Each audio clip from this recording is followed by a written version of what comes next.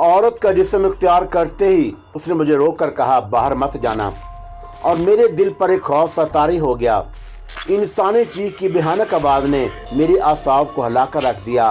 ऊपर से एक मुर्दा और जिंदा होकर मर्तबान से निकल कर मेरे सामने आन खड़ी हुई। मैंने बोलना चाहा, लेकिन खौफ के मारे मेरा हल्क खुश्क हो गया और अब भीख वक्त कई इंसानों की चीखों की आवाज़ें बुलंद होने लगी थी और ये आवाज़ें ऐसे लग रहा था जैसे हमारी कोठी की तरफ बढ़ रही हैं। मैंने एक चबूतरा देखा जिस पर लकड़ियां चुनी हुई थीं और जब किसी मुर्दे को जलाना होता है तो चबूतरे पर लकड़ियों का फर्श बिछाकर मुर्दे को उस पर लिटा दिया जाता था और फिर उसके ऊपर भी 2-3 फुट ऊंची लकड़ियां चुन दी जाती थीं और उसको चिता कहते हैं। उसके बाद मुर्दे का कोई बेटा या करीबी अजीज चिता की लकड़ियों पर घी या तेल छिड़कर लकड़ियों को आग दिखाता था और चिता मुर्दे समेत जलने लगती थी और मैं समझ गया कि चिता में पहले से कोई मुर्दा मौजूद है और जिसको किसी वजह से अभी जलाया नहीं गया। वो वजह दूसरे ही लम्हे मेरी समझ में आ गई और उन हिंदू गुंडों को किसी ऐसे मुसलमान की तलाश थी जिसको हिंदू मुर्दे के साथ जलाया जाए और मैं उन्हें एक ऐसा मुसलमान मिल गया था। चुनाचा उन्होंने मुझे पकड़कर चिता की एक जन्म लटा दिया और मेरे हाथ और पांव चिता की लकड़ियों के बड़े बड़े मुड्डों के साथ लोहे की तार से बांध दिए गए। मैं समझ गया कि मेरा आखिरी वक्त आन पहुंचा है। कुदरत ने मेरी मौत इसी तरह लिखी थी और मैंने उस मुर्दे को भी देख लिया था जो मेरी दाएं जानब लकड़ियों के 2-3 तहों के नीचे पड़ा मुझे नजर आ गया था। वो मरा हुआ था, मैं इंसान था, मगर मुझे उस मुर्दे के साथ जलकर राख होना था और जिसका मैंने कभी सोचा भी नहीं था। मगर अब ऐसा मेरे साथ होने वाला था, बल्कि हो रहा था। हिंदू गुंडों में से एक गुंडे के हाथ में हाकी थी और उसने जेब बजरंग बली का नारा लगाकर कहा, इस मुसले को जला दो। उसके साथ ही एक गुंडा कोठरी में से तेल का कनस्तर उठाकर लाया और लकड़ियों पर तेल छिड़कना शुरू कर दिया। बाकी गुंडे नारे लगा रहे थे और एक ने चिता को आग लगा दी। तेल की वजह से लकड़ियों ने फौरन आग पकड़ ली। गुंडे चिता के चबूतरे के इर्द गिर्द वैश्यों की तरह नाचने लगे। मुझे अपनी मौत सामने नजर आ रही थी और मैंने कलमा पाक का विर्द करना शुरू कर दिया। मुझे अपने खुदा पर यकीन था कि जब तक वो नहीं चाहेगा मुझे दुनिया की कोई ताकत हलाक नहीं कर सकती। लेकिन आग के शोले मेरे चारों तरफ बुलंद हो रहे थे और मुझे उन शोलों का सेक महसूस नहीं हो रहा था और मेरे हाथ पांव लकड़ियों के भारी मुड्डों के साथ जकड़े हुए थे। मैं उठकर भाग भी नहीं सकता था। हिंदू गिंडवों के नारों की आवाज़ अब दूर दूर चली गई थी और वह मुझे सुपुर्दे आतिश करके शायद जा चुके थे। अचानक ऐसी बात हुई कि जिसने मुझे हैरत में डाल दिया। मुझे महसूस हुआ कि कोई मेरे हाथ पांव खोल रहा है और दूसरे लम्हे मेरे हाथ पांव रस्सियों से आज़ाद हो गए और उसके साथ ही मेरे कानों में किसी औरत की सरगोशी की आवाज़ आई, चिता पर से कूद जाओ। मैं उठा और चिता के शोलों में से बाहर छलांग लगा दी। मैं ज़मीन पर गिरा और मेरे कपड़े और जिस्म बिल्कुल सही सलामत था। आग के शोलों ने जैसे ही उन्हें छुआ तक नहीं था और मैंने उस औरत की सरगोशी को पहचान भी लिया। ये वही वीरान किला नुमा हवेली वाली असीबी औरत थी और जिसकी बदरूह को मैंने मर्तबान से आज़ाद कर दिया था और जिसने मुझे कहा था कि मेरी हिफाजत करना अब उसका फ़र्ज बन चुका है। चिता में शोले भड़क रहे थे और शोलों की रोशनी में मैं शमशान के गेट की तरफ दौड़ पड़ा। जैसे ही गेट से बाहर निकला मेरे कानों में उस औरत की सरगोशी एक बार फिर सुनाई दी, फिरोज इस तरफ मत जानो। और उसके फौरन बाद किसी ने मुझे बाजू से पकड़ लिया और मुझे एक तरफ धकेलना शुरू कर दिया। रात का अंधेरा चारों तरफ फैल चुका था और मेरे सामने बाएं जानब जीटी रोड थी जो पाकिस्तान की तरफ जाती थी। मैं समझ गया कि यह वही पुर इसरार हसीन और जमील औरत है जिसने मुझे बाजू से पकड़ रखा है और मुझे किसी महफूज मकाम पर ले जाना चाहती है। वो मुझे जीटी रोड से हटाकर खेतों में लिए जा रही थी और वह मुझे नज़र भी नहीं आ रही थी, मगर मुझे एहसास था कि वो मेरे साथ साथ है। और मैंने उससे कहा, तुम रानी बाई की वीरान हवेली वाली औरत की बदरू हो ना? और अब मुझे उस औरत की बाकायदा आवाज़ सुनाई दी, हाँ मैं वही हूँ। और तुम मुझे कहाँ ले जा रही हो? वहाँ जहाँ तुम्हारी ज़िंदगी महफूज हो। मैं उस औरत का ममनून एहसान ज़रूर था और खुदा ने उस औरत के वसीले से मेरी ज़िंदगी बचा ली थी, लेकिन ये उलझन भी हो रही थी कि ये बदरू आखिर कब तक मेरा पीछा करती रहेगी। میں اس قسم کی خرافات اور توہمات میں سے نہیں پڑھنا چاہتا تھا اور میں نے اس سے پوچھا کہ تمہارا نام کیا ہے؟ میرا نام ہندو نام میرا روہنی ہے، مگر جیسے کہ میں تمہیں پہلے بھی بتا چکی ہوں کہ میں نے روہت گڑھ کے مغل صوبیدار ہاشم خان سے شادی کے بعد اسلام قبول کر لیا تھا، اور میرا پتی دیو ہاشم خان نے میرا اسلامی نام قمر النساء سلطانہ رکھ دیا تھا، جو مجھے بہت پسند تھا، اور میرا خاوند ہاشم خان مجھے سلطانہ کہہ کر بلاتا، اور مجھے بھی اپنا یہ نام پسند ہے۔ حقیقت یہ ہے کہ مجھے اس بدرو کے ہندو نام سے کوئی دلچسپی نہ تھی اور نہ اس کے مسلمان نام سے کوئی سروکار تھا۔ میں تو کسی طرح سے چھٹکارا حاصل کرنا چاہ رہا تھا۔ ہم رات کے دھندلے اندھیرے میں ایک اونچی فصل والے کھیت میں سے گزر رہے تھے، اور میں نے ان سے کہا کہ تم مجھے ایک بات بتاؤ۔ پوچھو۔ اس عورت کی آواز مجھے سنائی دی۔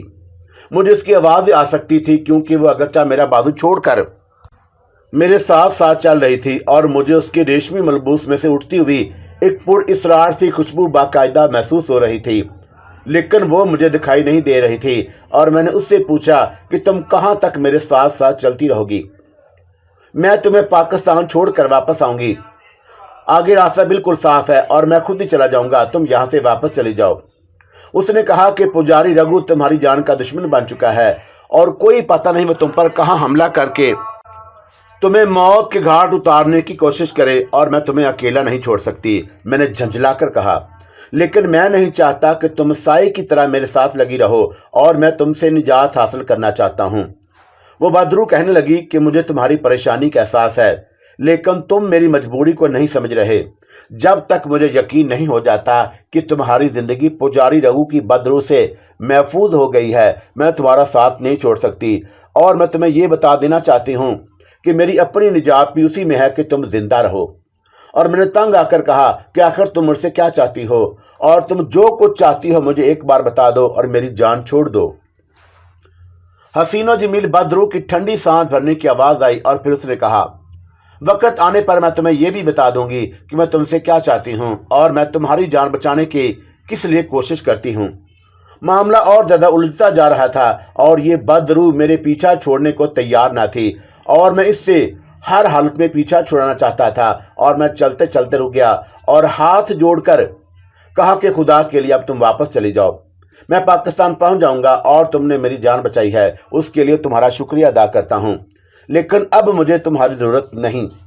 اس عورت کی طرف سے مجھے کوئی جواب نہ ملا، اور اس کے لباس میں سے جو پر اسرار سی ہلکی ہلکی خوشبو آ رہی تھی اب وہ بھی غائب ہو گئی تھی، اور میں نے اندھیرے میں چاروں طرف غور سے دیکھا اور پھر کہا، کیا تم چلی گئی ہو؟ کوئی جواب نہ ملا، شاید وہ جا چکی تھی، اور میں نے خدا کا شکر ادا کیا۔ جس طرف وہ مجھے لے جا رہی تھی اس طرف چلنے لگا، اور میرے ارد گرد کھیت ہی کھیت تھے، اور رات کے اندھیرے میں کہیں کھیتوں میں سے اونچی اونچی فصل نظر آ رہی تھی، اور کہیں کھیت خالی پڑے ہوئے تھے۔ نہ کوئی گاؤں قریب نظر آتا تھا، اور نہ کسی کتے کے بھونکنے کی آواز سنائی دیتی تھی۔ میرا خیال تھا کہ ابھی پاکستان کا بارڈر بہت دور ہوگا، کیونکہ امرتسر سے لاہور کا فاصلہ جی ٹی روڈ پر 30-35 میل ہوا کرتا تھا، اور میں دائم گنج کے علاقے سے اس عورت کے ساتھ کھیتوں میں زیادہ سے زیادہ 1.5 میل ہی چلا ہوں گا، اور مجھے امرتسر سے لاہور کے فاصلے کا پورا اندازہ تھا۔ میرے خیال میں اس وقت 6 ہٹا گاؤں کے قریب ہوں گا، اور مجھے کھیتوں میں کچھ فاصلے پر بجلی کی 2-4 روشنیاں جلملاتی ہوئی نظر آئیں۔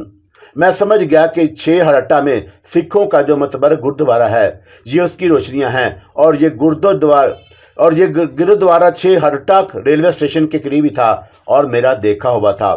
میں نے ان روشنیوں سے ہٹ کر کھیتوں میں دوسری طرف چلنا شروع کر دیا۔ مجھے ڈر تھا کہ وہاں ہندو گنڈے ضرور ہوں گے جو پاکستان کی طرف سے جانے والے مسلمان مہاجرین کے قافلوں پر حملے کر رہے ہوں گے۔ میں کھیتوں میں چلتا چلتا دوسری طرف سے ہو کر کافی آگے نکل گیا، اور میرا رخ لاہور ہی کی طرف تھا۔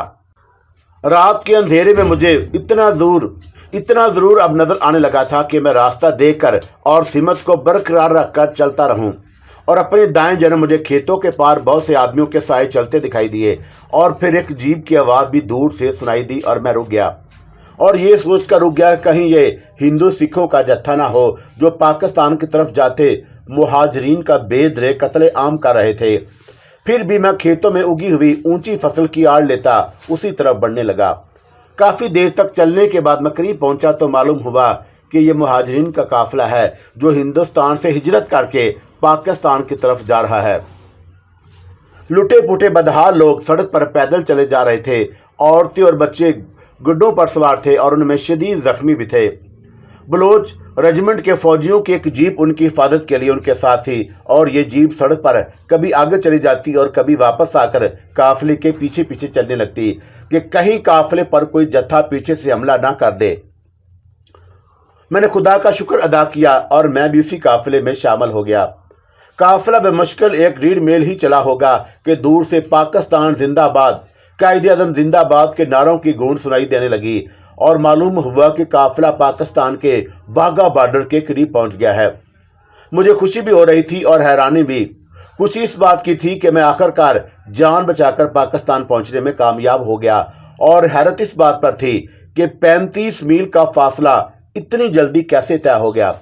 मैं तो अभी अमृतसर की आबादी दाइमगंज से चला ही था और मेरे अंदाजे के मुताबिक तो अभी 6 हट्टा का स्टेशन भी नहीं आया था, जो अमृतसर से लाहौर आते हुए पहला स्टेशन था। काफिला पाकिस्तान की सरहद में दाखिल हुआ तो मुहाजिरीन के मुर्दा जिस्मों में जैसे जान पड़ गई और काफिले में भी पाकिस्तान जिंदाबाद, कायदे-ए-आज़म जिंदाबाद के नारे बुलंद होना शुरू हो गए। मैं पाकिस्तान पहुंच गया और पाकिस्तान की सरजमीन पर कदम रखने के बाद जानो महाल माल के जिस तहफ़्फ़ुज़ और जिस खुशी का एहसास हुआ वो आज भी मुझे याद है। मेरे पास उसे बयान करने के लिए अल्फाज नहीं। बेपाया मसरत का ये ऐसा ही एहसास था जैसे किसी को फांसी के तख्ते की तरफ ले जाया जा रहा हो और फिर अचानक उसकी जान बख्शी के आर्डर आ गए हों। ये वो खून अशाम ज़माना था कि जब मशरकी पंजाब में ख़ास तौर पर किसी मुसलमान की इज्जत और जान महफूज ना थी। शहरों और गाँव में जगह जगह हिंदू, सिख, गुंडे मुसलमानों के खून से होली खेल रहे थे और जगह जगह मैंने मुसलमान मर्दों, औरतों, बच्चों और बूढ़ों की कटी हुई लाशें बिखरी हुई देखी और बच्चों को माओं की गोदियों से छीनकर उन्हें नेज़ों की नोक पर उछाला और नेज़ों में परो दिया गया। मुसलमान औरतों को उनके बालों से दरख्तों की शाख पर लटकाकर उनके पेट चाक किए गए और मासूम बच्चों को मेखों के साथ दरख्तों में ठोंक दिया गया। पाकिस्तान की मौजूदा डिस्क्वालिफाइड बॉयज़ की नस्ल को शायद इसका एहसास न हो, लेकिन आने वाले मूर्ख जब पाकिस्तान की तारीख रकम करने बैठेगा तो वो ये देखकर एक बार जरूर लर्ज उठेगा कि मुसलमानों ने किस कदर बेमिसाल और होशरुबा कुर्बानियां देकर पाकिस्तान हासिल किया था। इस जमाने को याद करता हूं तो मेरी आंखों के सामने क़यामत खेज आग के शोले भड़कने लगते हैं और मुसलमानों के खून नाहक के छींटे उड़ने लगते हैं और मैं कभी यकीन नहीं कर सकता कि पाकिस्तान की मौजूदा और आने वाली नस्लों के नौजवान अपने अजदाद के इंदुनाक बेमिसाल कुर्बानियों को फरामोश कर देगी। खुदा ना करे कि ऐसा हो, आमीन। बहरहाल मैं अपनी दहशत खेज दास्तान को आगे चलाता हूँ। मैं भी दूसरे महाजिरीन के साथ पाकिस्तान पहुँच गया और पाकिस्तान में हमारा कोई अजीज रिश्तेदार ना था। एक हफ्ते में वाल्टन लाहौर के महाजिरीन कैंप में रहा और जहाँ सन 47 के ज़माने में लुटे पुटे महाजिरीन का वाल्टन कैंप हुआ करता था और वहाँ आजकल लाहौर की सबसे बड़ी मॉडर्न और खूबसूरत डिफेंस कॉलोनी आबाद है। रात को यहाँ की जगमगाती सड़कों पर से गुजरते हुए यहाँ की रोशनियाँ और शॉपिंग सेंटरों और कुशादा सड़कों को देखकर गुमान होता है कि आदमी यूरोप के किसी शहर में आ गया है। डिफेंस की आबादी को देखकर मुझे हमेशा बड़ी खुशी होती है और अल्लाह ताला पाकिस्तान के हर शहर की हर आबादी और यहाँ की जगमगाती रोशनियों को हमेशा सलामत रखे, कायम और दायम रखे, आमीन। लेकिन डिफेंस की जगमगाती सड़कों पर से गुजरते हुए कभी कभी एक लम्हे के लिए ही सही हमें ये ज़रूर याद कर लेना चाहिए कि जब पाकिस्तान बन रहा था और यहाँ वो लोग भी आए थे जिनके नंगे पांव जख्मी थे और जिस्मों से खून बह रहा था और जो अपने प्यारों की कटी हुई लाशें मशरकी पंजाब के गली कोचों में बेगोरो कफन छोड़ आए थे और जिनके चेहरों पर गिर्द जमी थी और जिनकी आंखों के आंसू खुश्क हो चुके थे और ये वो लोग थे जिन्होंने पाकिस्तान बनाया था। एक हफ्ता वाल्टन की महाजिरीन कैंप में रहने के बाद मैं फिक्र माश की तगो-दो में लाहौर से रावलपिंडी आ गया और मैं मशरकी पंजाब से कुछ रुपए बचाकर साथ लाने में कामयाब हो गया था और वही खर्च करके गुजारा कर रहा था। जब पिंडी में काम का कोई सिलसिला ना बना तो वापस लाहौर आ गया। यहाँ लाहौर के एक सिनेमा हाउस में बुकिंग क्लर्क की नौकरी मिल गई और साथ ही सिनेमा की इमारत में एक छोटा सा कमरा भी रहने को मिल गया। हालात बेहतर होना शुरू हो गए और इस दौरान बम्बई से मेरे पुराने और बचपन के दोस्त जमशीद का खत आया कि अगर पाकिस्तान में कोई काम वगैरह नहीं मिल रहा तो बम्बई मेरे पास आ जाओ। मैंने उसे लिख दिया कि मैं पाकिस्तान में ही रहना चाहता हूं और मुझे अब नौकरी भी मिल गई है और कुछ मैं इसलिए भी भारत के शहर बम्बई नहीं जाना चाहता कि वहां वो पुराने किला नुमा हवेली है जहां रोहनी उर्फ सुल्ताना की बदरू से मेरा वास्ता पड़ गया था और जो अभी तक मेरे पीछे पड़ी हुई है और जिससे मैं छुटकारा हासिल करना चाहता हूं। मगर कहते हैं कि मुकद्दर के लिखे को कोई नहीं टाल सकता, वो होकर ही रहता है और उसकी शिद्दत में कमी बेशी इंसान के अमाल के मुताबिक हो सकती है मगर वो टल नहीं सकता। ये मेरा ज़ाती ख्याल है, हो सकता है कि आपको इससे इख्तलाफ हो मगर मेरा तजर्बा यही कहता है। पाकिस्तान बन जाने के बाद मैं लाहौर के एक सिनेमा हाउस में गुमनामी और खामोशी से बुकिंग क्लर्की कर रहा था और ये खटका मुझे बराबर लगा रहता कि पुरानी हवेली नुमा किले की हसीनो जमील बदरू रोहनी और सुल्ताना किसी भी वक्त नमूदार हो सकती है और उसको आज़ाद कर देने की पादाश में उसके और मेरे दुश्मन रघु पुजारी और जर्द पोश की बदरू किसी भी वक्त मुझ पर हमला कर सकती है। मैं लाहौर में एक बुजुर्ग आमल से उस सिलसिले में मिला और उन्हें सारी हकायात बयान की तो उन्होंने मुझे कोई तवीज़ वगैरह तो ना दिया, सिर्फ मुझे बाकायदगी से नमाज पढ़ने की हिदायत फरमाई और मैंने नमाज पढ़नी शुरू कर दी। लेकिन मेरी सैलमा की मुलाजमत की नोयत ऐसी थी कि दोपहर और शाम की नमाज अक्सर कज़ा हो जाती। दिन गुजरते चले गए और 1 साल गुजर गया और पुरानी हवेली की बदरू रोहनी और जर्द पोश पुजारी रघु की बदरू की तरफ से इस दौरान कोई पेशरफत ना हुई और मैंने खुदा का लाख लाख शुक्र अदा किया।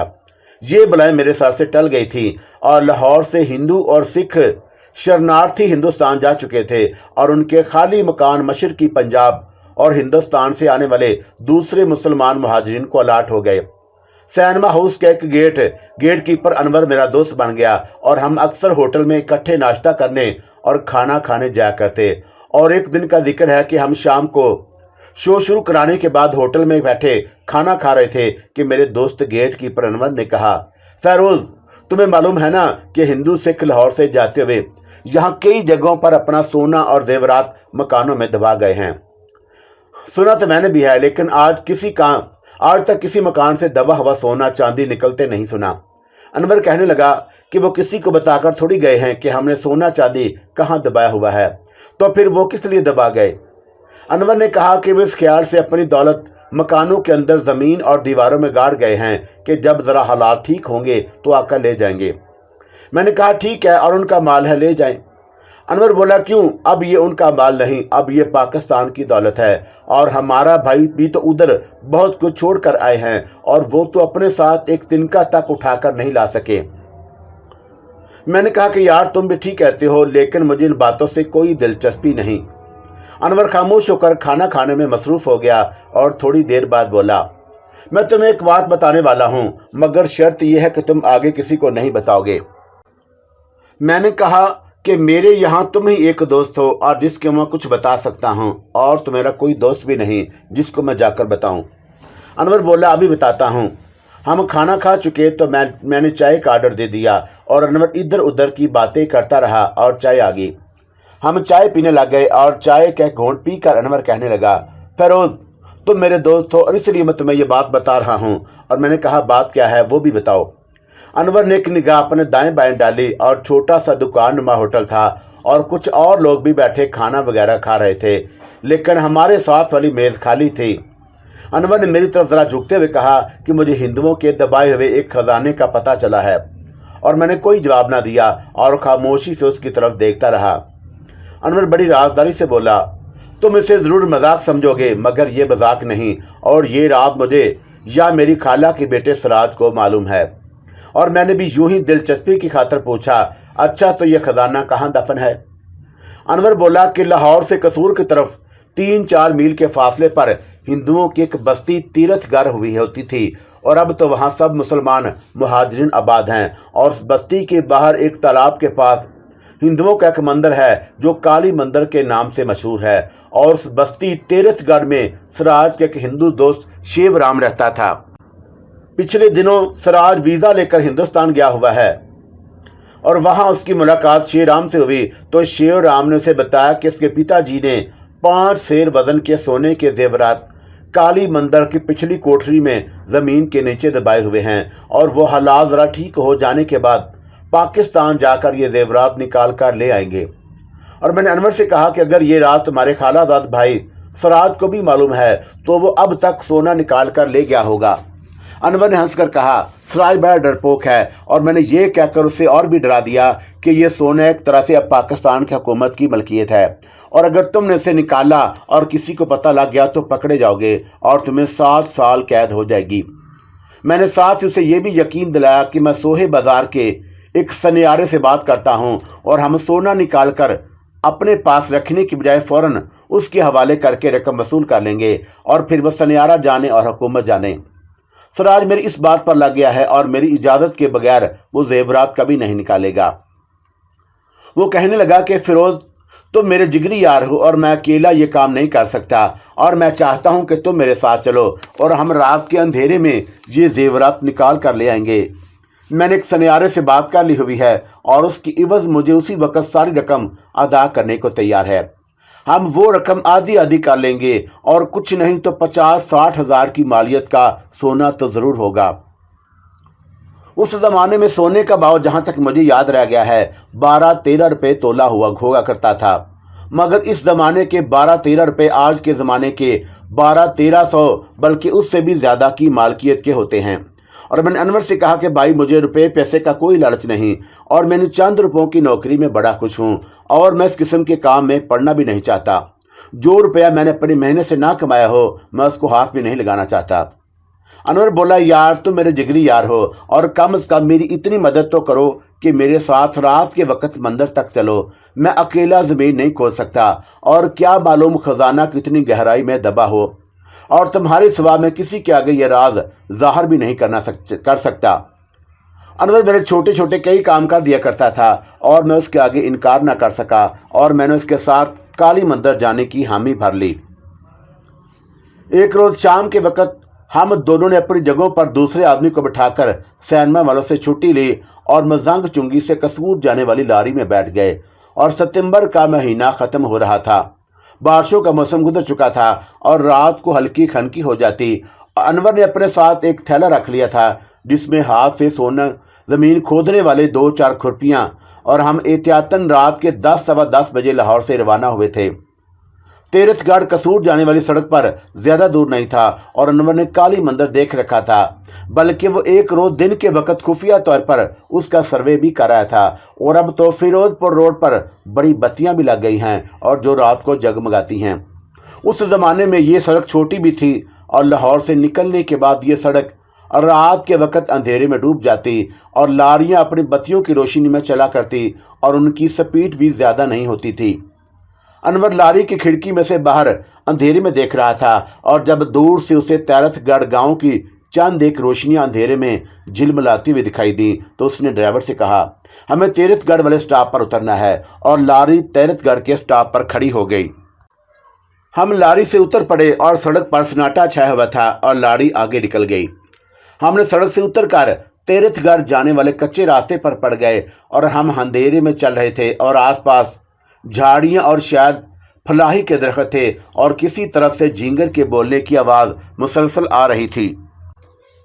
अनवर कहने लगा, गांव के पीछे एक पुराना तालाब है और काली मंदिर उस तालाब के पास ही है। पहले यहाँ बड़ी पूजा पाठ हुआ करती थी।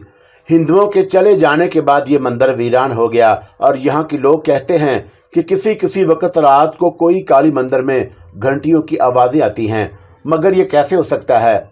जब पूजा पाठ करने वाले ही नहीं तो फिर घंटियों की आवाज़ कैसे आ सकती है?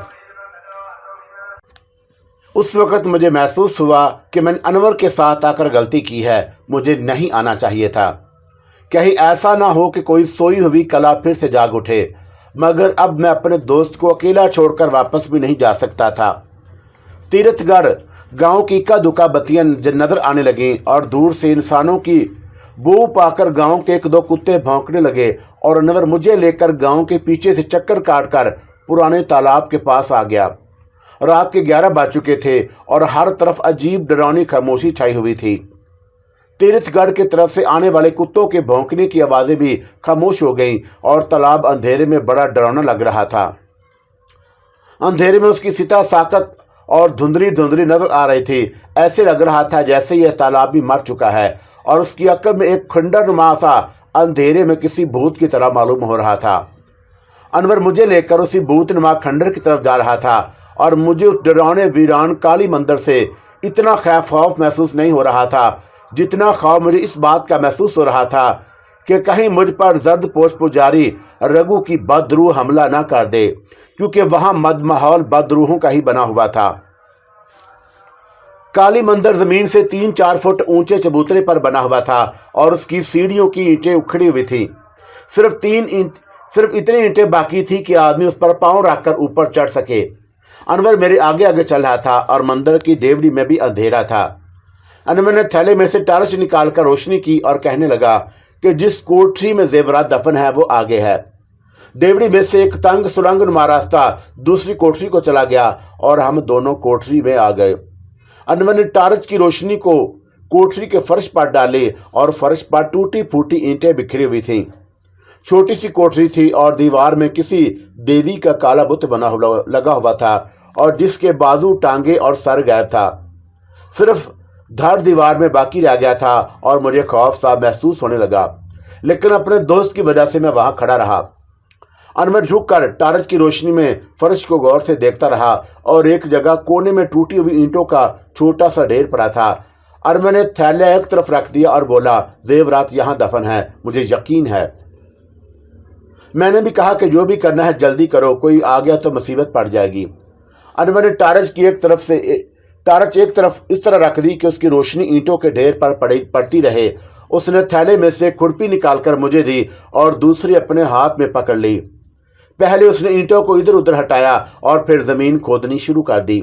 मैं उसके सामने के रुख पर आकर बैठ गया और खुरपी से जमीन खोदने लगा। जमीन भुरभुरी सी और बड़ी जल्दी हमने 2-2.5 फुट जमीन खोद डाली और नीचे से कुछ भी ना निकला। और मैंने कहा कि अनवर, तुम्हें गलत इतला दी गई है और यहाँ कोई जेवरात वगैरह मौजूद नहीं। वो बराबर खुरपी चला रहा था और कहने लगा, अभी मालूम हो जाएगा।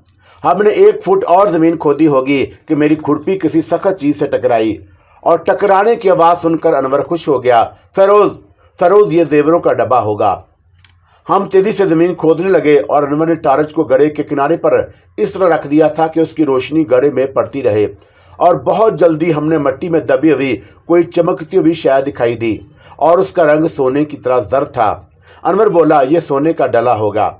हमने खुरपी की मदद से उस शय को मिट्टी में से बाहर निकाला तो देखा कि वो एक सोडा वाटर की बोतल की साइज का एक बुत था और अनवर ने उसकी मिट्टी साफ की और उस पर अपना नाखून जोर से रगड़ते हुए कहने लगा, फरोज, हमारी किस्मत खुल गई और ये सोने का बुत है।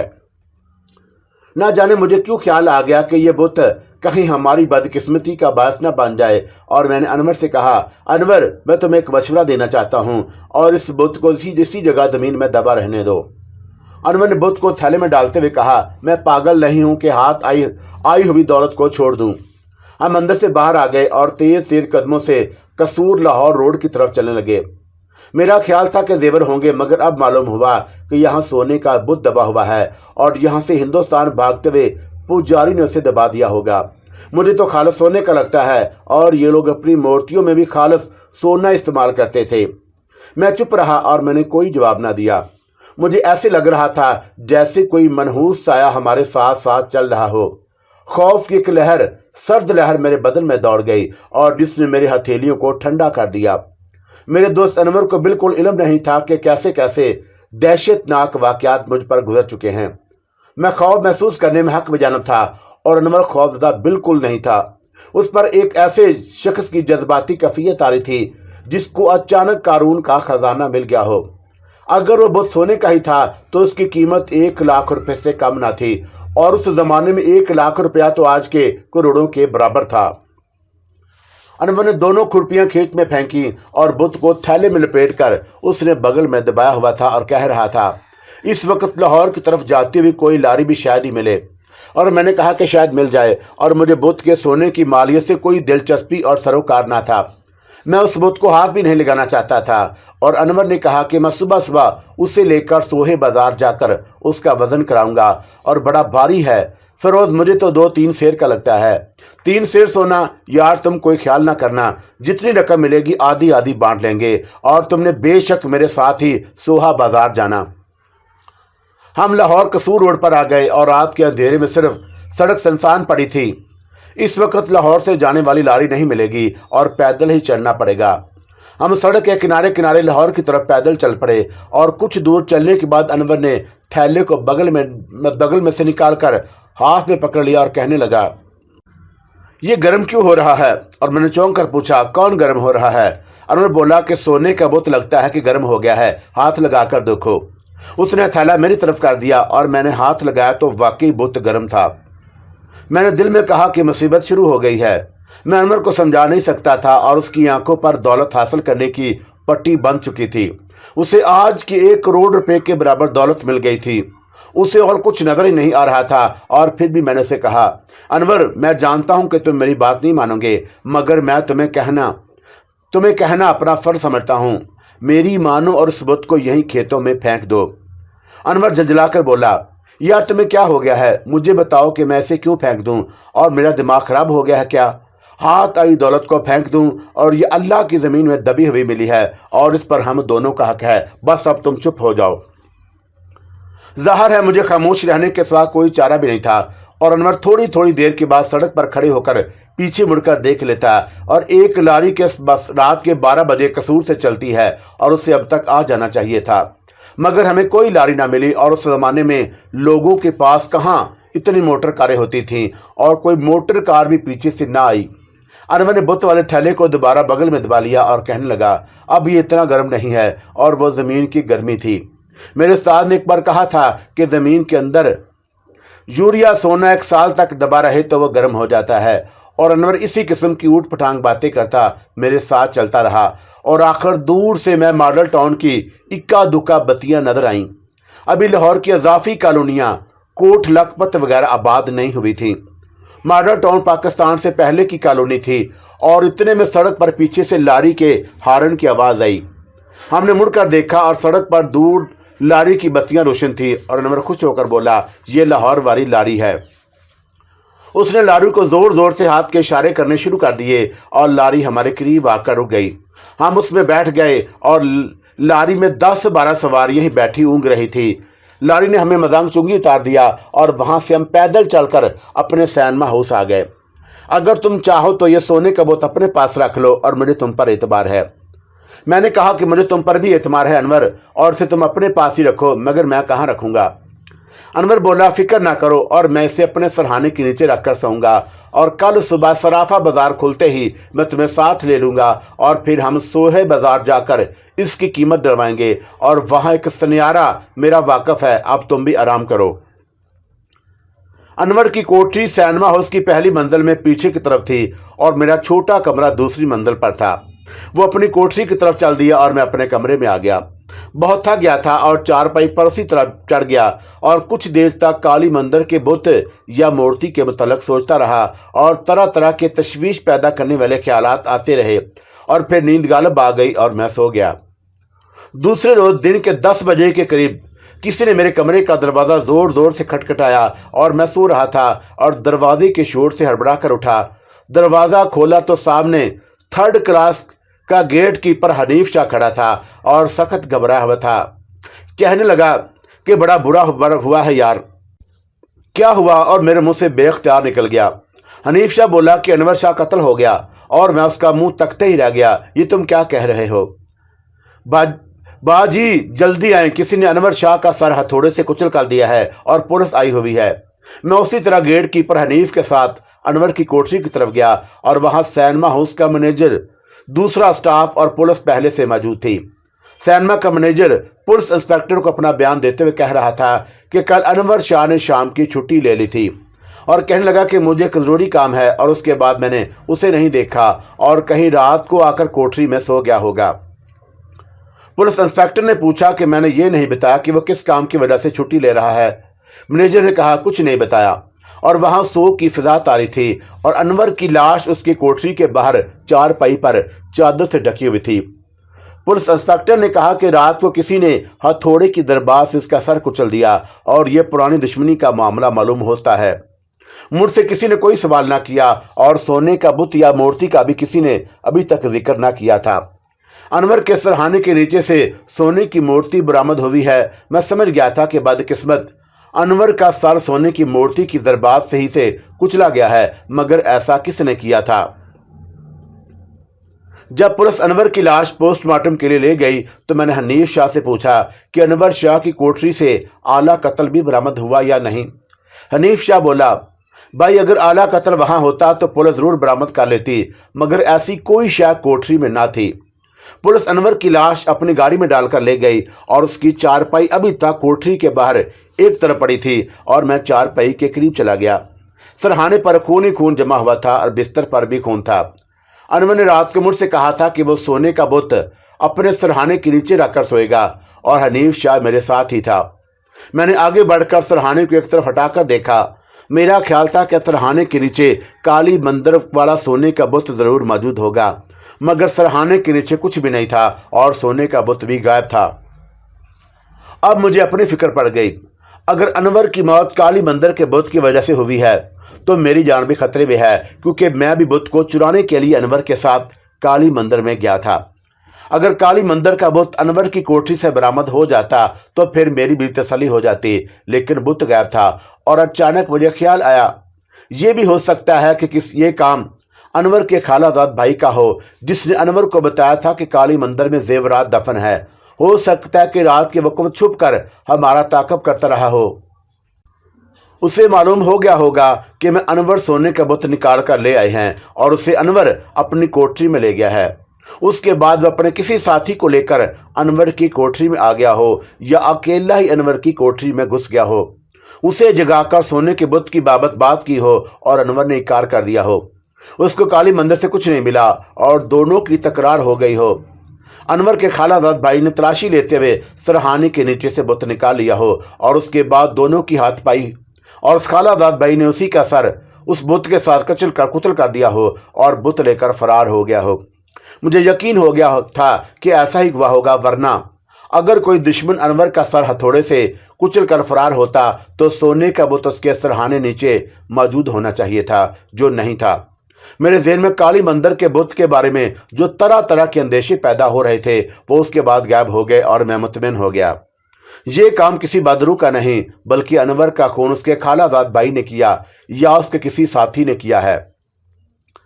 मेरे अंदेशे तो खत्म हो गए, लेकिन अनवर की मौत का मुझे बहुत अफसोस हुआ। ये सोने के बुत की वजह से किया गया और अब सैनमा हाउस से मेरा दिल उचाट हो गया और कुछ रोज बाद ही मैंने सैनमा की नौकरी छोड़ दी।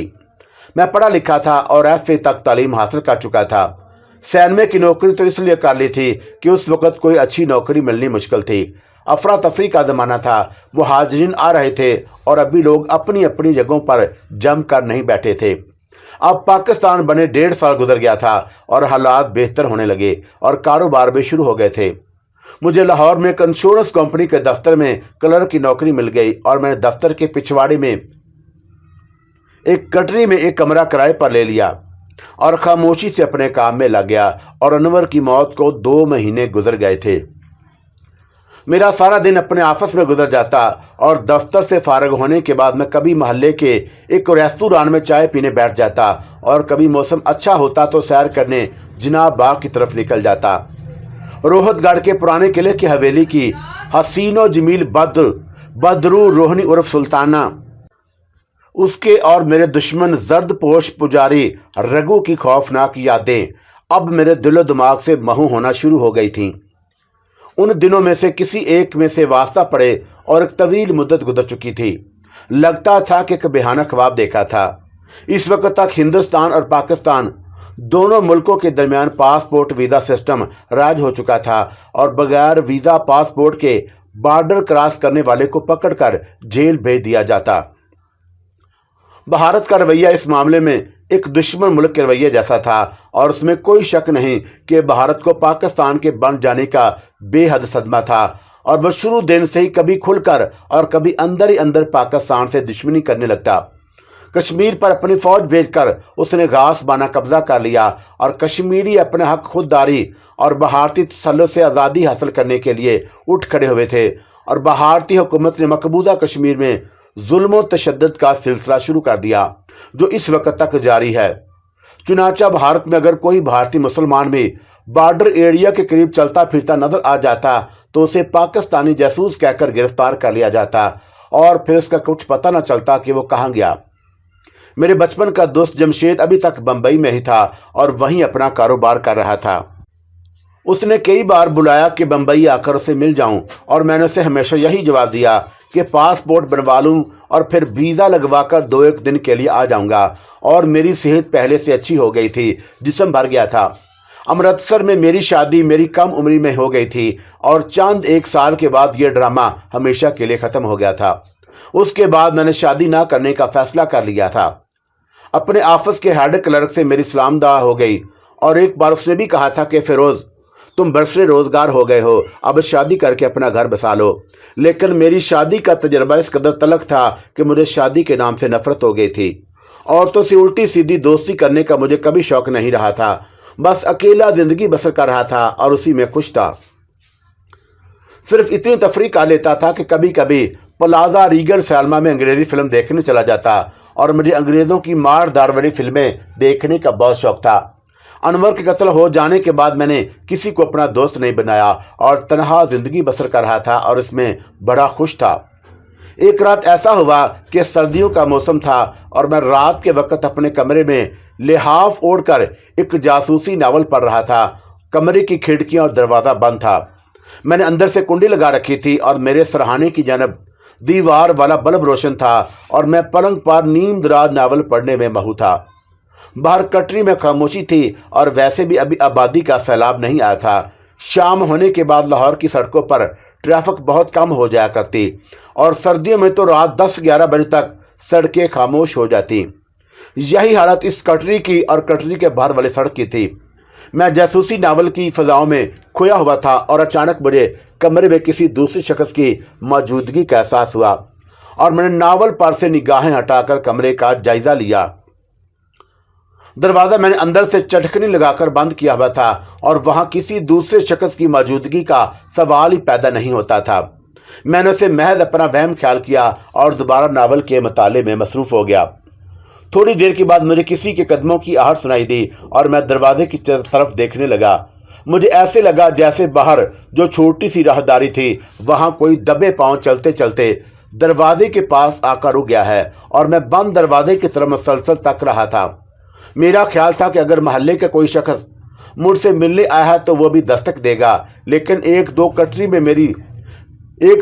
में मेरी सलामत दुआ के अलावा किसी से कोई दोस्ती ना थी, और दूसरा रात के 11 बजे इतनी सर्दी में मुझसे मिलने कौन आ सकता था। लेकिन फिर भी मैं दस्तक की आवाज़ का इंतज़ार करता रहा, और 2-3 मिनट गुजर गए।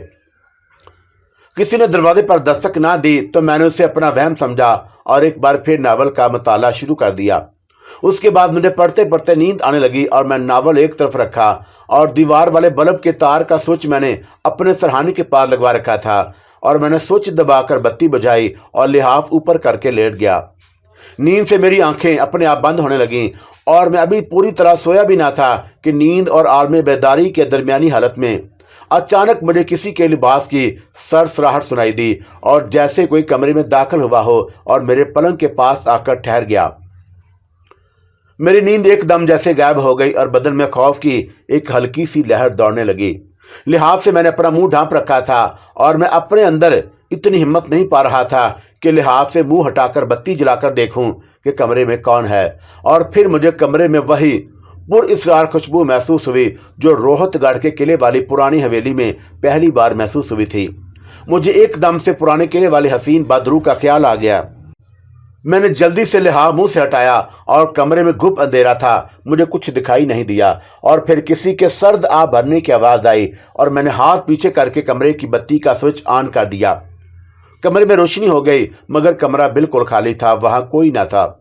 میں سوچ میں پڑ گیا کہ یا خدا یہ کیا معاملہ ہے، کہیں وہی منحوس ڈرامہ پھر سے تو شروع نہیں ہو رہا۔ اور میں نے 5 مرتبہ کلمہ شریف پڑھ کر اپنے جسم پر پھونک ماری اور دعا مانگ کر سونے کی کوشش کرنے لگا۔ میں نے بتی نہیں بجھائی اور کمرے میں روشنی ہی رہنے دی، اور لحاظ میں نے منہ کے اوپر نہیں کیا تھا، بس کبھی آنکھیں بند کر لیتا اور کبھی ڈر کے مارے آنکھیں کھول دیتا۔ اچانک مجھے اپنے سر کے نیچے کچھ گرمی سی محسوس ہوئی۔ اس زمانے میں ابھی فوم کے گدوں اور سرہانوں کا رواج نہیں چلا تھا اور لوگ روئی دار گدے اور سرہانے استعمال کرتے۔ میں نے یہی خیال کیا کہ کوئی روئی دار سرہانے کی اپنی گرمائش ہے جو میرے جسم کی حرارت سے پیدا ہوئی ہے، لیکن مجھے محسوس ہوا کہ سرہانے کی گرمی میں اضافہ ہوتا جا رہا ہے، اور جیسے سرہانے کے اندر کسی نے گرم پانی کی بوتل رکھ دی ہو۔ میں جلدی سے اٹھ کر بیٹھ گیا اور لحاظ پرے کر کے میں سرہانے کو غور سے دیکھا۔ عام قسم کا معمولی سرہانہ تھا۔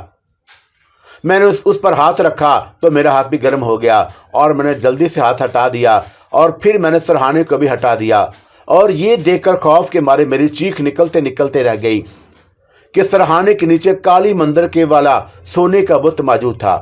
میں اچھل کر پلنگ سے اتر گیا اور غور سے سنہری بت کو تکنے لگا، اور میرا دل زور زور سے دھڑکنے لگا۔ بات ایسی ہوئی تھی اور میں حیران تھا کہ کالی مندر کا بت یہاں میرے سرہانے نیچے کہاں سے آ گیا، اور یہاں اس نے کس نے رکھ دیا، جو سمجھ میں نہیں آ رہا تھا۔ اور میں ہمت کر کے آگے بڑھا اور سونے کے بت کو ہاتھ سے چھوا، اور بت سخت گرم تھا اور جیسے ابھی ابھی کسی نے اسے آگ میں سے نکالا ہو۔ یا اللہ، یہ کیا مصیبت شروع ہو گئی۔ میں پلنگ سے 2 قدم پیچھے ہٹ کر حیران و پریشان کھڑا تھا اور کالی مندر کے بت کو دیکھ رہا تھا، جیسا کہ میں پہلے بتا چکا ہوں کہ یہ بت آج کل کے کوکا کولا کی بوتل کے سائز کا تھا، اور اس کے چہرے پر آنکھوں کی جگہ 2 گڑے پڑے ہوئے تھے، اور منہ کی جگہ ایک چوکور گڑا بنا ہوا تھا، اور جس میں اوپر کی جانب 2 نوکیلے دانت اندر کی طرف مڑے ہوئے، اور اس بت کی شکل صورت کافی خوفناک تھی۔ کچھ سمجھ میں نہیں آتا تھا کہ کیا کروں، اور بستر پر لیٹ نہیں سکتا تھا، کمرے سے باہر بھی نہیں جا سکتا تھا، اور سوچا یہی ہو سکتا ہے کہ اس منحوس بت کو کسی چیز سے پکڑ کر کمرے سے باہر پھینکا ہوں، اور میں کمرے میں کوئی چیز دیکھنے لگا۔ اچانک مجھے ایسی رونگٹے کھڑے کر دینے والی آواز آئی جیسے کوئی مگر مچھ غصے میں پھنکارا ہو، اور میں نے پلٹ کر بت کو دیکھا، اور اس لمحے واقعی میرا پاؤں ایک ایک من بھاری ہو گیا۔ میں بھاگنا چاہتا تھا مگر زمین میں میرے پاؤں نہیں چھوڑ رہی تھی، 1 انچ بھی میرے پاؤں اپنی جگہ سے نہیں ہلے، اور کالی مندر کا بت میرے سرہانے والی جگہ پر لیٹا ہوا تھا۔ اب وہ آہستہ آہستہ سیدھا ہو رہا تھا، اور میرے جسم میں سے بھاگنے کی طاقت بھی ختم ہو گئی۔ بت کو بالکل سیدھا ہو گیا، اور پھر وہ آہستہ آہستہ بلند ہونے لگا، اور بلند ہوتے ہوتے وہ کمرے کی چھت کے قریب پہنچ گیا۔ میں اسے دیکھ رہا تھا، اور وہ اپنی جگہ سے ذرا سا بھی حرکت نہیں کر سکتا تھا، اور میں نے بہت کوشش کی کہ کسی طرح کمرے سے باہر بھاگ جاؤں، مگر میرے پاؤں میری کوشش کے باوجود اپنی جگہ سے ہل نہیں رہے تھے۔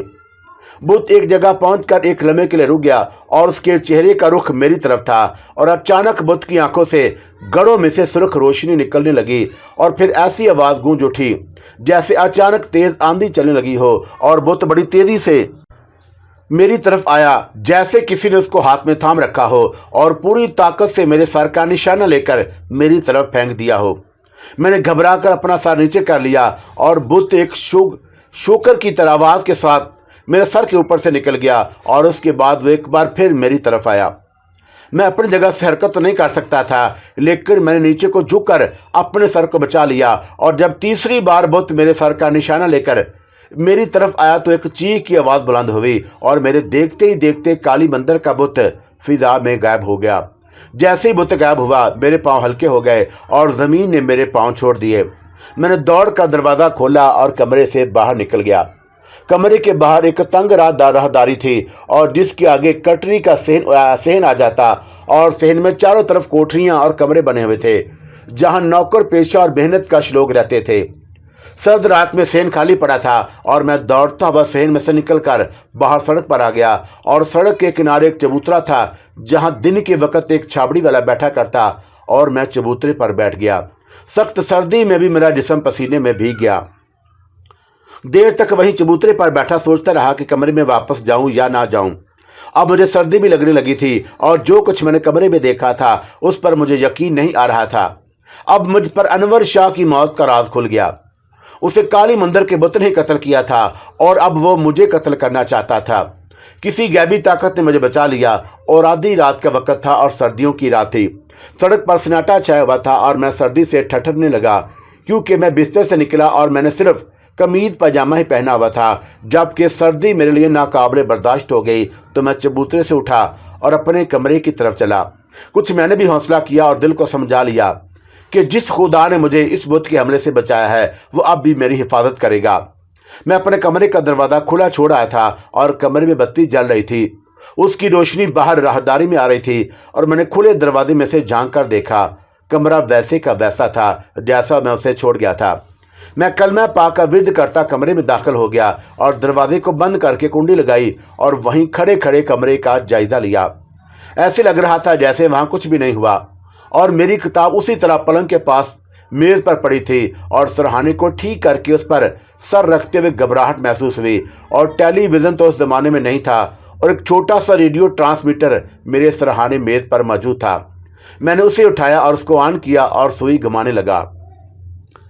एक जगह किसी स्टेशन पर से कुरान पाक की तिलावत हो रही थी और मैंने उसी जगह सुई रहने दी और कुरान पाक की तिलावत सुनने लगा। अल्लाह के कलाम ने मेरे अंदर एक नई रूह फूंक दी और मेरा सारा डर खौफ दूर हो गया। मुझे यकीन हो गया कि कोई बदरूह मेरा कुछ नहीं बिगाड़ सकती और मैंने सरहाने को पलंग की पुश्त के साथ सीधा लगाया और उसके साथ टेक लगाकर पलंग पर नींद दराज हो गया और बड़े खशू व खशू से कलाम पाक की तिलावत सुनने लगा। कुछ देर बाद तिलावत खत्म हो गई और मैंने रेडियो बंद कर दिया, बत्ती बुझाई और आंखें बंद किए बगैर वैसे ही पलंग पर नींद दराज होकर बैठा रहा और नींद के गलबे से मेरी आंखें बार बार अपने आप बंद होने लगीं। मगर मैं आंखें खुली रखने की जद्दोजहद में लगा हुआ था और पता नहीं कि कब और किस वक्त मेरी आंखें अपने आप बंद हो गईं और मैं सो गया। मेरी आंख उस वक्त खुली जब कमरे के रोशनदान में से धूप कमरे में आ रही थी और बत्ती उसी तरह जल रही थी और मैंने मेज़ पर रखे टाइम पीस पर निगाह डाली। दिन के 10 बज चुके थे। जल्दी से उठा, हाथ मुंह धोया और कपड़े बदले, साइकिल पकड़कर दफ्तर की तरफ रवाना हो गया। दफ्तर में 2 घंटे लेट पहुंचा और रात के भयानक वाक़यात मेरी आंखों के सामने एक फिल्म की तरह चलने लगे और किसी वक्त लगता मैंने एक डरावना ख्वाब देखा है और किसी वक्त लगता कि नहीं, मैंने हकीकत में ऐसा होते देखा है। एक बात तयशुदा थी कि मैं अब इस कमरे में नहीं रह सकता और मेरे पास फौरी तौर पर रिहाइश के लिए कोई दूसरी जगह नहीं थी। दफ्तर में छुट्टी के बाद मैं अपनी रिहाइशगाह की तरफ जाने की बजाय बाग जिना में आकर बैठ गया और अब इस बाग का नाम लार्नस बाग ही था। कुछ देर मैं एक दरख्त के नीचे बेंच पर बैठा रहा और फिर उठकर बाग के ओपन एयर कैफ़े में आकर बैठ गया। मैंने अपना पुराना लंबा गर्म कोट पहन रखा था और जिसकी वजह से मैं बाग की खुली फजा की सर्दी से काफ़ी महफूज था। मैं ओपन एयर कैफ़े के बरामदे की छत के नीचे एक मेज़ पर बैठ गया और मैंने चाय मंगवाई और चाय पीने लगा। यही सोच रहा था कि अगर अपने कमरे में ना गया तो रात कहाँ बसर करूँगा और किसी दूसरी जगह का इंतज़ाम दूसरे रोज़ ही हो सकता था और मेरे पास इतने पैसे भी ना थे कि किसी होटल में कमरा लेकर रात बसर कर सकता। काफ़ी देर की सोचो विचार के बाद आखिर यही फैसला किया कि रेलवे स्टेशन पर जाकर रात वेटिंग रूम में गुजारनी चाहिए और शाम का अंधेरा बाग में गहरा हो गया था। मैं खामोशी से उठा और बाग में से गुजरता हुआ माल रोड पर आ गया और वहां से एक बस पकड़ी और रेलवे स्टेशन पहुंच गया। रेलवे स्टेशन पर काफ़ी रौनक थी और मैंने प्लेटफार्म का टिकट लिया और नंबर 4 प्लेटफार्म पर आ गया और उस प्लेटफार्म पर 2nd क्लास का वेटिंग रूम था। मैंने वेटिंग रूम में झांक कर देखा और वो पहले ही मुसाफिरों से भरा हुआ था और अंदर जाने के बजाय प्लेटफार्म पर ही एक जगह बैठ गया। रात हो गई थी और मुझे भूख भी महसूस हुई और वहीं चाय के काउंटर पर खड़े होकर थोड़ा बहुत खाया पिया, चाय पी और एक बार फिर जाकर वेटिंग रूम का जायज़ा लिया। वहाँ मुसाफिरों ने रात बसर करने के लिए अपने अपने बिस्तर बिछा दिए थे और वहीं बैठने की जगह भी ना थी। मुझे ख्याल आ गया कि रेलवे यार्ड में खाली बोगियां भी खड़ी होती हैं और उन खाली बोगियों के किसी डब्बे में रात बड़ी आसानी से बसर की जा सकती है और ये सोच कर मैं उस प्लेटफार्म पर आ गया और जिसके आगे रेलवे यार्ड शुरू हो जाता था। वहाँ एक तरफ कुछ खाली डब्बे खड़े थे और जिनमें अंधेरा छाया हुआ था और प्लेटफार्म भी रात की सर्दी में दूर तक खाली पड़ा था। मैं एक डब्बे का दरवाज़ा खोलकर अंदर दाखिल हो गया और पहला एहसास ये हुआ कि डब्बे की फ़िज़ा में हल्की हल्की बड़ी खुशगवार गर्माइश थी और मैंने दूसरी तरफ की वो खिड़कियाँ नीचे कर दी। यार्ड की हल्की हल्की रोशनी अंदर आने लगी और मैंने देखा कि ये इंटर क्लास का डब्बा था और सीटों पर गद्दे लगे हुए थे اور اسٹیشن پر رات بسر کرنے کے لیے اس سے بہتر جگہ مجھے اور کہیں نہیں مل سکتی تھی۔ میں ٹانگیں سیدھی کر کے ایک سیٹ پر لیٹ کر نیند دراز ہو گیا۔ ڈبے میں اندھیرا تھا اور 2 کھڑکیاں جو میں نے کھول دی تھیں ان میں سے یارڈ کے کھمبوں پر جلتے ہوئے بتیوں کی دھیمی دھیمی روشنی اندر آ رہی تھی، اور میں نے کھڑکی بند کر دی کیونکہ سرد ہوا بھی ڈبے میں آنے لگی تھی۔ کچھ بند ڈبے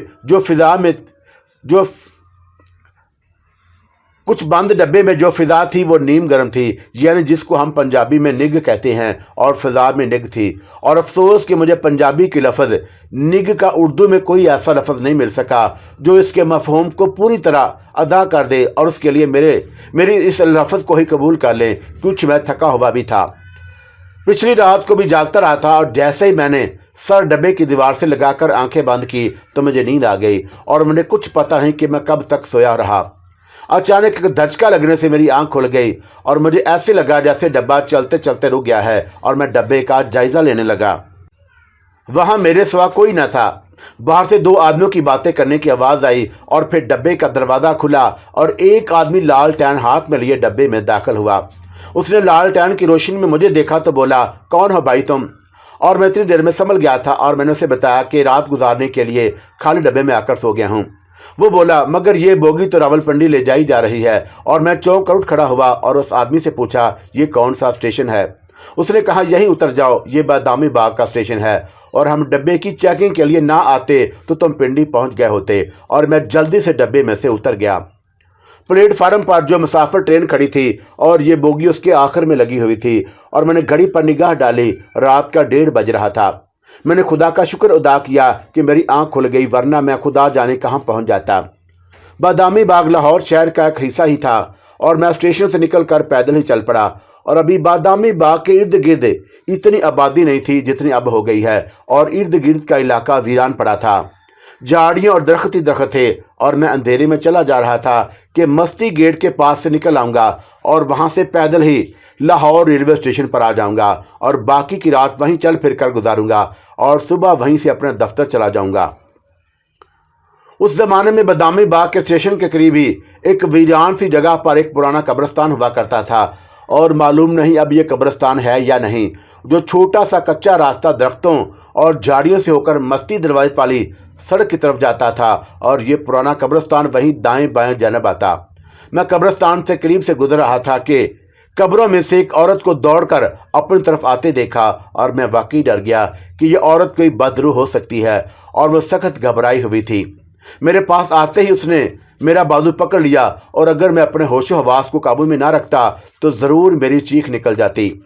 عورت کا سانس پھول رہا تھا، اور اس کی عمر زیادہ نہیں تھی، گورے رنگ کی تھی، شلوار قمیض میں تھی اور سویٹر پہن رکھا تھا، اور اچھی اور فیملی کی عورت لگتی تھی۔ چہرے پر ہوائیں اڑی ہوئی تھی، اور کہنے لگی، بھائی خدا کے لیے مجھے میرے گھر پہنچا دو، اور میں ڈر گئی ہوں۔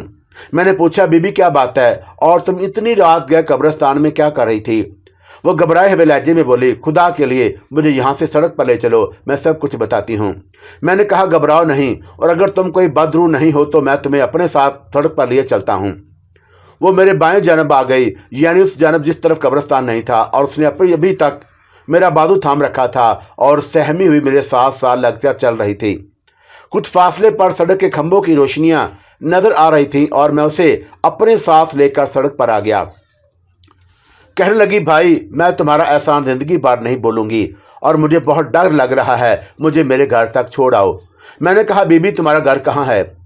عورت نے اپنا سانس درست کرتے ہوئے کہا کہ ماڈل ٹاؤن میں، اور میں نے کہا کہ ماڈل ٹاؤن تو یہاں سے بہت دور ہے، اور اس وقت تو کوئی بس بھی ادھر نہیں جاتی، اور کوئی تانگا بھی نہیں ملے گا۔ اس زمانے میں کوئی رکشہ ٹیکسی تو چلا نہیں کرتی تھی، ایک ہی بس تھی جو ماڈل ٹاؤن جایا کرتی۔ وہ سامنے میری کار کھڑی ہے، اور پلیز مجھے میرے گھر تک چھوڑ آؤ۔ عورت کھاتے پیتے گھرانے کی رکھتی تھی، اور گاڑی بھی اس کے پاس تھی۔ اسے ماڈل ٹاؤن کے اس گھرانے تک چھوڑنے میں کوئی حرج بھی نہیں لگتا تھا، اور کوئی ایسی تشویش والی بات نہیں تھی۔ میں نے کہا، ٹھیک ہے بیبی، اور میں تمہیں تمہارے گھر چھوڑ آتا ہوں۔